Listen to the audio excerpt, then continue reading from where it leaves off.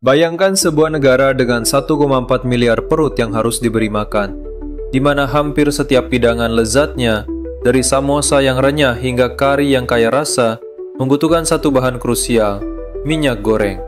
Negara itu adalah India, sang raksasa konsumen minyak sawit dunia. Tapi, dari dua produsen sawit terbesar di sebelahnya, Indonesia dan Malaysia, kenapa panah impor India terlihat jauh lebih condong ke satu negara? Ada fakta mengejutkan di baliknya. Lihat data ini. Selama bertahun-tahun Indonesia secara konsisten memasok lebih dari separuh kebutuhan minyak sawit India. Malaysia, yang notabene adalah rival berat, harus puas dengan porsi yang jauh lebih kecil. Ini bukan lagi soal tetangga dekat. Ini adalah strategi bisnis raksasa. Dan alasannya lebih dalam dari sekedar harga murah. Dalam beberapa menit ke depan, kita akan bongkar 3 alasan utama kenapa India lebih klik dengan sawit Indonesia. Siapkan diri Anda, karena beberapa faktanya mungkin akan mengubah cara pandang Anda. Alasan pertama, dan mungkin yang paling logis, dompet. Di pasar sebesar India di mana setiap rupiah, atau lebih tepatnya setiap rupi sangat berarti, harga adalah raja, dan di sini, Indonesia adalah juaranya.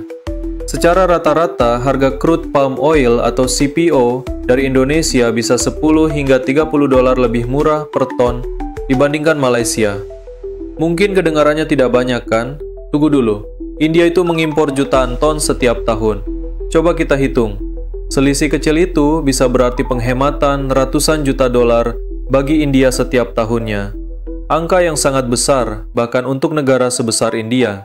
Jadi, untuk urusan harga, pilihan pertama sudah jelas. Tapi hey, harga murah kadang tidak cukup jika prosesnya rumit. Disinilah alasan kedua bermain, kebijakan pemerintah. Indonesia dalam hal ini, ibarat menggelar karpet merah untuk para pembeli. Pemerintah kita punya sistem pajak ekspor yang sangat fleksibel. Saat harga global turun, pajak ikut disesuaikan agar harga tetap kompetitif. Ini membuat para importir India merasa aman dan nyaman. Di sisi lain, Malaysia terkadang punya kebijakan yang lebih kaku. Dalam beberapa periode, mereka memberlakukan bea keluar yang lebih tinggi.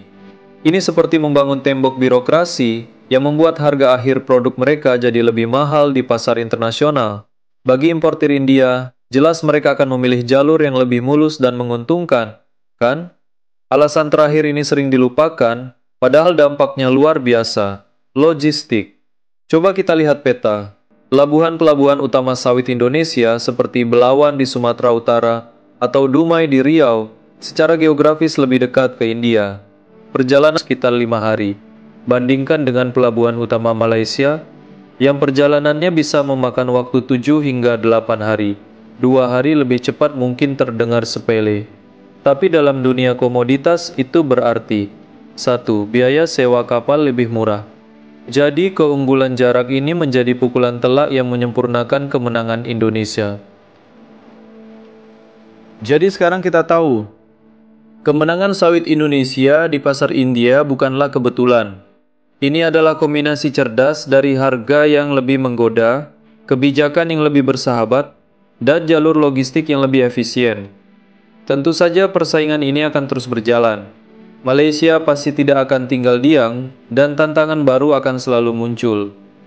Tapi sekarang giliran Anda. Menurut Anda, apakah ada faktor lain yang kita lewatkan? Mungkin soal kualitas atau hubungan diplomatik?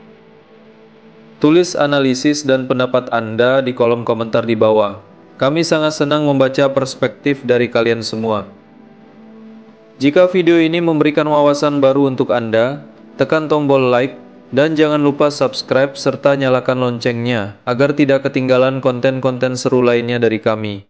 Terima kasih telah menonton, sampai jumpa di video berikutnya.